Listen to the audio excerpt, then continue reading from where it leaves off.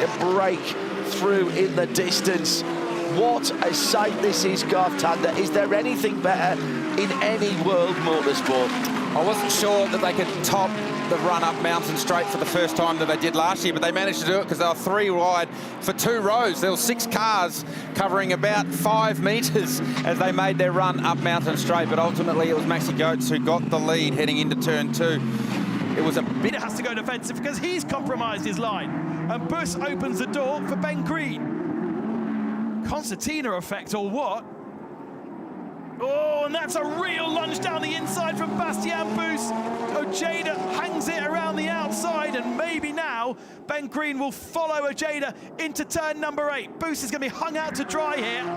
Can he go around the outside? I'd be amazed if they do. Corners, Tomlinson fights back. Mega move shows it down the inside, side-to-side contacts. All fair at the moment, still going on. The Audi's going to lose traction on the curb. It's still on the inside there. And there's an Aston Martin and a Mercedes joining the party. We're just seeing a lot of slipstream. That Audi basically got a triple toe past the McLaren. And now Freddie Tomlinson needs to try and stop the rise. He got damage. I think rear left looked wobbly.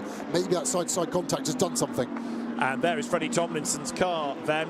So with damage on that front right, he's heading for the pit here ahead of Al-Faisal Al-Zubar in the BMW. The Lamborghini 163 around the outside of all of them. That's trying to hang on to the position. He's not quite going to work for Fort Pereira. He's on the outside line. And Al-Faisal Al-Zubar hangs on to the place. Good move.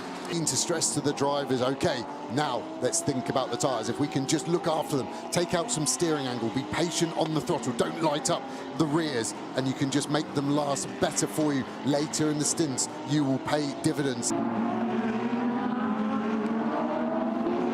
Oh, we've got a car off, and that's Tao Chi in the number 31. That's one of our championship challengers. Lightly touched the barrier, one would suggest, at turn number 1. Now he just needs to hook the reverse and get out of there, but that really is disappointing for himself and Jaden Ojeda. Well, actually, yeah, so that car finished very well, second place in the first race, didn't it? So yeah, he's kind of lost out from that. If he'd have just got a bit more temperature in the car and stayed on line, he wouldn't have lost those positions. No, that's right, and then that was the move that Hesse pulled back on the inside of that. Oh, he had a big moment there as well. He touched the side of Van der Linde, looks like. And this was the Magnus Gustafsson spin, contact possibly with number 6, Mercedes AMG of Anthony Ball in the BMW, and he's having to go defensive. They've all rounded paddocks successfully. Can they all get through Druids? You're on board with Valentino Rossi. It's very, very crowded ahead of him. So far, so good, although you've got Lucas Auer bouncing over the curb, spinner in the background. I think that's Mattia Michelotto's Lamborghini that has gone around. It is, but look at Ricardo Feller. He's already about 3 lengths clear. Great start from the Porsche. Absolutely. Hands both here at the track and further afield.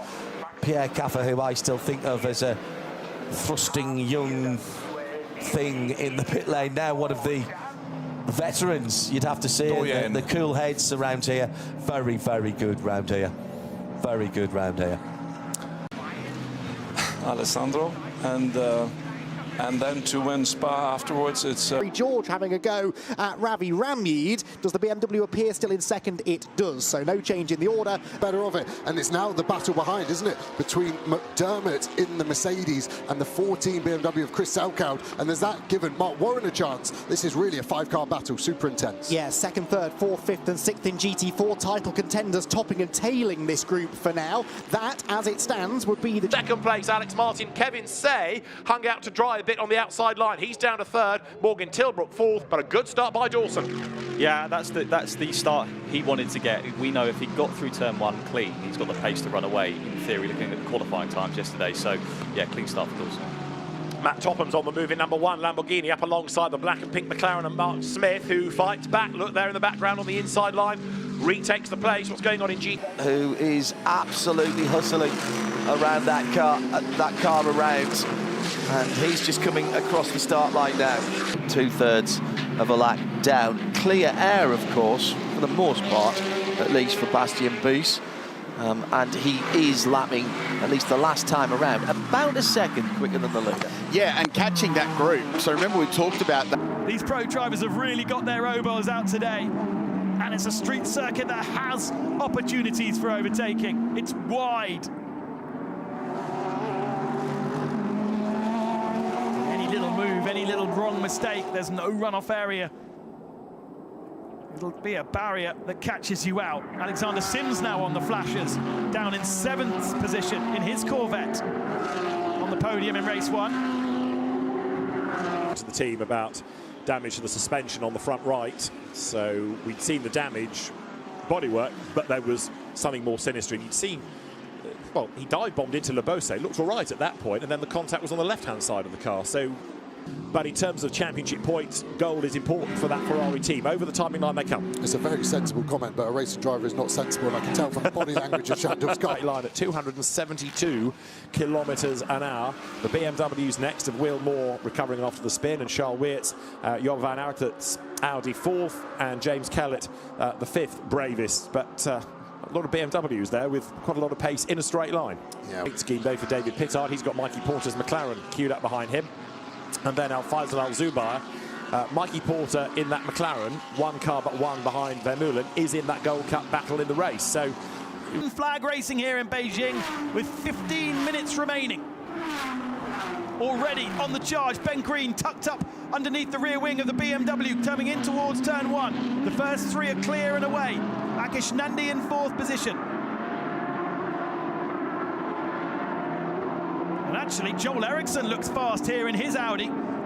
Starting to get closer and closer to Ye Yifei. Puncture, perhaps. yeah, big problems for Arca. You can see the time has disappeared, and he's slowed right down. So the car ended up dropping down the order and into the gravel in race 1. It looks all right on that side, but it's the left-hand side I'm concerned about. That's where the rub was. And yeah, it's crabbing a little bit, isn't it? It's got damage of some sort. Yeah, it's yeah, I think it's maybe a track rod. So the tyres all seem to be inflated, but inside line, he's able to hook up the grip, drive through the corner. Arthur Leclerc there on his outside doesn't really want to commit fully around the outside, which I don't blame him.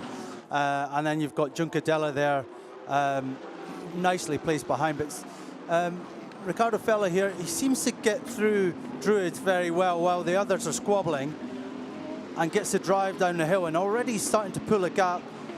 It's gone down. Tyre's gone. Left, right rear tyre's gone.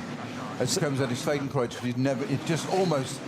Yeah, that's a big one. So that started at Schwedenkreuz and nearly finished at Arenberg. Yeah. My worry would be the debris that car is, shards of carbon. We could see that manifest in further tyre issues for the cars that were first on the scene.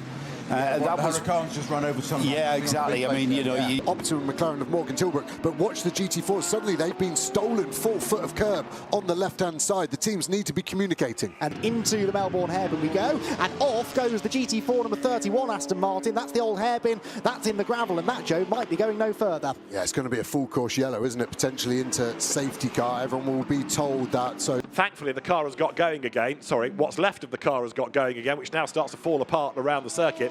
So that's another one that's going to have a long stop, because they're going to have a lot of repair work to do on the front of that car. Lodge corner for the final time. It is going to be a win for Lamborghini, for Barwell Motorsport, for Rob Collard, the reigning champion, and it is going to be a first British GT win for Hugo Cook at his home circuit. A delighted man brings the car home, the winner, Hugo Cook. A little bit of the pressure on. It's a fantastic start by the 2 WRTs. BMWs on the restart. What? They've pulled 10, 12 car lengths and down the inside. The Obama Motorsport. Porsche having a little look on the Corvette, but managed to stay away from each other. I thought there was going to be a magnetic pull between them, and the Obama Porsche on the outside. Leo Ye, and not a great deal of ground made up by Leo Ye. Got Daniel Liu trying to go around the outside of him. 2 different teams running those 2 Porsches, so there won't be any kind of team orders as Nico Menzel looks down the inside of Ben Green, but Ben gives him enough room. They go there towards that chicane that has that no... Closer coming onto the Mistral straight than he was a lap ago. So is this where Chandor finally succumbs to Bastien Bus?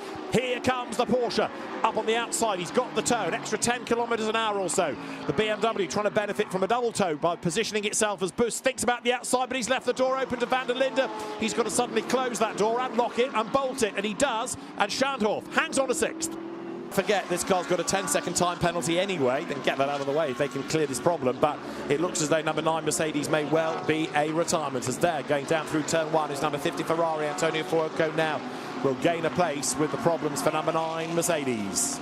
Yeah, Froko has had a great lap on that last lap, hasn't he? He's lifted himself back up the order. The two of them as they head through. Off goes Tilbrook, bounces through the gravel. Is it raining again? I thought I saw some spots on the camera lens then. Through goes Darren Leung, and that is for third position. I was just about to make the point that Tilbrook was only a second and a half behind Alex Martin at the beginning of the lap, and then off the road he goes. He survived it, but that could